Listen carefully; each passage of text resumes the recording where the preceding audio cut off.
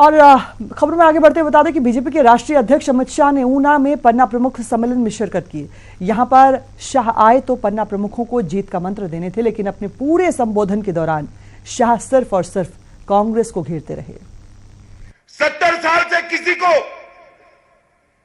देश के जवानों की ये मांग जो थी उसको पूरी करने की सूझबूझ नहीं थी, क्योंकि मन में उनके प्रति सम्मान और भक्ति भाव नहीं था।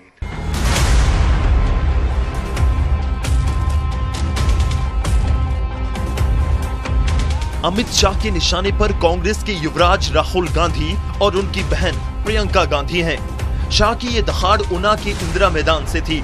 मौका पन्ना प्रमुख सम्मेलन का है, जहां अमित शाह आए तो कार्यकर्ताओं को जीत का मंत्र देने के लिए थे, लेकिन वन रैंक वन पेंशन योजना के बहाने कांग्रेस को घेरने में जुट गए। शाह ने कहा कि जहां देश के लिए वन रैंक वन पेंशन सैनिकों के लिए सम्मान है, वहीं कांग्रेस के लिए OROP का मतलब ओनली राहुल ओनली प्रियंका है। मोदी जी ने वन रैंक वन पेंशन दिया सेना के जवानों को, सेना के निवृत्त जवानों को, शहीद की विधवा को, और इन्होंने दिया only Rahul only Priyanka one rank one pension. अपने संबोधन में शाह ने ज्यादातर सैनिकों के हित की बात की। उन्होंने कहा कि हिमाचल को 4-4 परमवीर चक्र मिलने का सम्मान प्राप्त है, जो हिमाचल के लिए गौरव की बात है।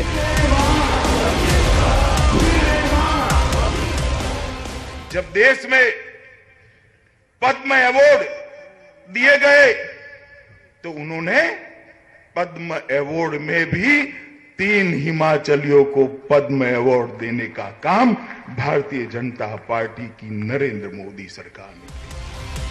शाह ने महागठबंधन करने वाले नेताओं को डीलर करार दिया और देश के सुनहरे भविष्य के लिए डीलर वाली सरकार की जगह मोदी सरकार की तरह लीडर वाली सरकार चुनने को कहा।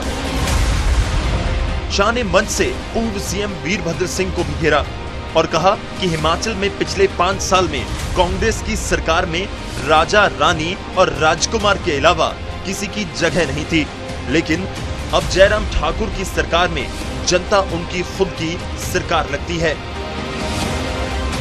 कुल मिलाकर राजनीति के चाणक्य अमित शाह आए तो बीजेपी कार्यकर्ताओं को जीत मंत्र देने थे, लेकिन अपने संबोधन में कांग्रेस को घेरने में व्यस्त रहे।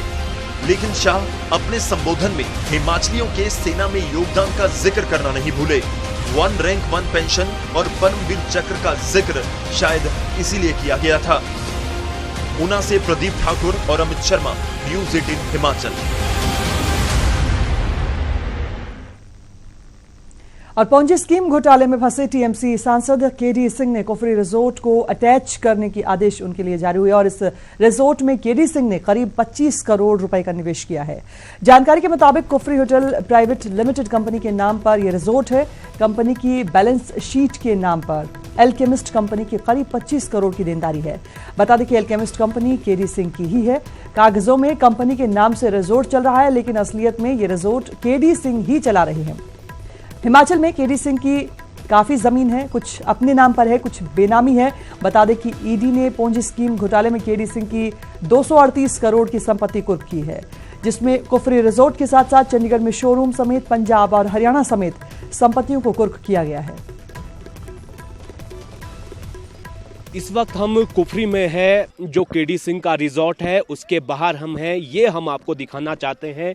ये वो रिजॉर्ट है जिसे जो है अटैच करने के आदेश दिए गए हैं। 238 करोड़ का ये चिटफंड घोटाला है। सेबी की रिपोर्ट पर जो कार्रवाई हुई है, कई बीघों में ये रिजॉर्ट जो है फैला हुआ है। सूत्रों के हवाले से जानकारी ये भी निकल कर आई है कि इस रिजॉर्ट में केडी सिंह की जो है 25 करोड़ रुपए की इन्वेस्टमेंट है, जो उसकी बैलेंस शीट है उसमें भी ये दर्शाया गया है। इसके अलावा जो जानकारियां और निकल कर आई हैं, हिमाचल में जो है कई जगहों पर जो है ज़मीनें हैं केडी सिंह की, संपत्ति बहुत सारी जगह पर है, बेनामी संपत्ति भी है। और ये भी जानकारी निकल कर आई है कि यहीं बिल्कुल ठीक साथ कुफरी के जो छराबड़ा है वहां पर भी कोई स्कूल केडी सिंह का है। अब देखना होगा कि इस मामले पर आगे क्या कुछ खुलासे होते हैं। जहां तक इस रिजॉर्ट को अटैच करने की बात है, अभी फिलहाल जो है जो मुख्य मार्ग है कुफरी नारकंडा, वहां से ठीक 1 किलोमीटर ऊपर ये रिजॉर्ट है। रास्ता बंद है, बर्फबारी हुई है, जिसकी वजह से अभी तक कोई अधिकारी यहां पर नहीं पहुंचा है। जैसे जैसे इस मामले पर जांच आगे बढ़ेगी, ये देखना होगा कि इस मामले में और क्या कुछ खुलासे होते हैं। शिमला से कैमरा सहयोगी दीपक राणा के साथ रणबीर सिंह, न्यूज़ 18 हिमाचल। और नशे के कारोबार को जड़ से खत्म करने के लिए अब हिमाचल समेत 6 राज्य मिलकर जंग लड़ेंगे। शिमला में आयोजित एक अहम बैठक में 6 राज्यों के पुलिस अधिकारियों ने नशे का खात्मा करने का संकल्प लिया। हिमाचल समेत पंजाब, हरियाणा, जे&के, उत्तराखंड और केंद्र शासित राज्य चंडीगढ़ के पुलिस अफसरों ने नशे के कारोबार को जड़ से खत्म करने के लिए रोडमैप भी तैयार किया है। हिमाचल पुलिस के डीजीपी SR मर्डी की अध्यक्षता में हुई इस अहम बैठक में नशे के नेटवर्क के बारे में जानकारी साझा करने और नशे की अंतर्राष्ट्रीय आपूर्ति को रोकने के लिए संयुक्त रणनीति तैयार की गई।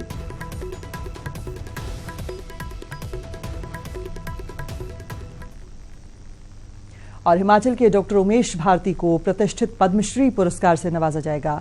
गणतंत्र दिवस की पूर्व संध्या पर भारत सरकार ने पद्म पुरस्कारों का ऐलान किया। डॉक्टर भारती को चिकित्सा के क्षेत्र में रेबीज का सस्ता इलाज खोजने पर इस पुरस्कार के लिए चुना गया है। डॉक्टर भारती के शोध से पागल कुत्ते और बंदर के काटने पर मरीजों का 30 से 35 हजार के बीच होने वाला महंगा इलाज मात्र 350 रुपए में संभव हो पाया है। कांगड़ा जिला के ज्वालामुखी में जन्मे डॉक्टर उमेश भारती इस समय शिमला में सेवाएं दे रहे हैं। उन्होंने अपने लगभग 1.5 दशक के शोध से यह साबित किया कि रेबीज इम्यूनोग्लोबुलिन सीरम को पागल कुत्ते या बंदर के काटने से होने वाले घाव पर लगाया जाए तो असर जल्दी होता है। साथ ही दवा की मात्रा भी बेहद कम लगती है।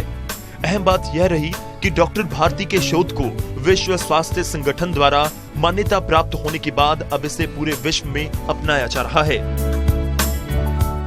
पहले तो ये खर्चा 30-35 हजार से लेके 50 हजार तक एक पेशेंट का जो है वो हो जाता था जी। और हमारे प्रोटोकॉल से ये खर्चा हार्डली 350 या 300 रुपये में आ गया पर पर्सन। तो यदि हम इसको ग्लोबली देखें तो इससे मिलियन ट्रिलियन रुपीस जो हैं वो उससे बचेंगे और इतना सस्ता इलाज हो गया कि हिमाचल गवर्नमेंट ने इसको फ्री कर दिया है। और हमें उम्मीद है कि जल्दी ये जो हमारा हिमाचल का मॉडल है ये पूरे कंट्री में फॉलो होगा। दिलचस्प यह है कि डॉक्टर भारती को यह सम्मान बिना नामांकन के ही मिलने जा रहा है। वहीं डॉक्टर उमेश भारती का कहना है कि लोगों की जिंदगी बचाना ही असली सम्मान है। कोई भी काम अवार्ड के लिए नहीं किया और न ही तो मैंने इसके लिए नॉमिनेशन भरा और इसके लिए कॉल आया था सुबह कि आपको भारत सरकार ने पद्मश्री के लिए नॉमिनेट किया है, तो मुझे बड़ा अच्छा लगा। लेकिन मतलब ऐसा नहीं है कि अवार्ड मिल रहा है तो अच्छी बात है, नहीं भी मिलता तब भी हम अपना काम कर रहे हैं और आगे भी करते रहेंगे। आंकड़ों पर गौर करें तो पूरे विश्व में प्रत्येक वर्ष रेबीज से करीब 59,000 लोगों की मौत हो जाती है। भारत में करीब 20,000 लोग रेबीज से अपने जीवन से हाथ धो बैठते हैं। उम्मीद है कि डॉक्टर भारती को मिलने वाला सम्मान दूसरे लोगों को भी निस्वार्थ सेवा के लिए प्रेरित करेगा। Bureau report, news 18 Himachal.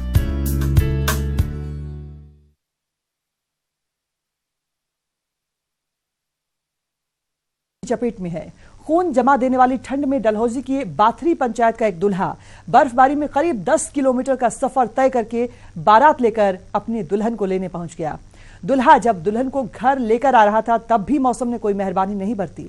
दुल्हे के साथ बारात में करीब 60 से 70 लोग शामिल थे, जिन्होंने हिम्मत न हारते हुए बर्फ से भरे रास्तों में शून्य से भी कम तापमान में घर तक का सफर पैदल पूरा किया। दरअसल दुल्हे अमोल की शादी का मुहूर्त 25 जनवरी देर रात का था और मुहूर्त के समय को बनाए रखने के लिए परिजनों ने इसी शुभ मुहूर्त में शादी करने का दमखम दिखाया।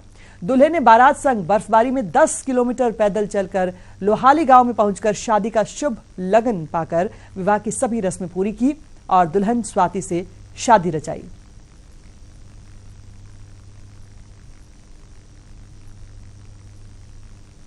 तो इस साल सर्दी ने कई सालों के रिकॉर्ड तोड़ दिए हैं। हिमाचल के जिस इलाके में जहां कभी बर्फ नहीं गिरती थी, आज वो भी बर्फिस्तान में तब्दील हो गया है। बिलासपुर में 45 साल बाद बर्फ गिरी है, तो वहीं किन्नौर में भी बर्फबारी ने सालों के रिकॉर्ड को तोड़ दिया है। दो तस्वीरें आपको दिखा रहे हैं। पहली तस्वीर बिलासपुर की, जहां 4 दशक बाद हिमयुग आया है। दूसरी तस्वीर आपकी टेलीविजन स्क्रीन पर किन्नौर की है। यहां पर बर्फबारी के बाद करीब 6 दिन बाद बिजली सेवा बहाल हो पाई है। यूट्यूब चैनल नहीं है आप लोगों का? उधर पर्यटन नगरी मनाली के पर्यटक स्थल सोलंग नाला में 2 से 6 फरवरी को सीनियर नेशनल अल्पाइन स्की एवं स्नो बोर्ड चैंपियनशिप का आयोजन होने जा रहा है। इसके लिए देश भर से लोग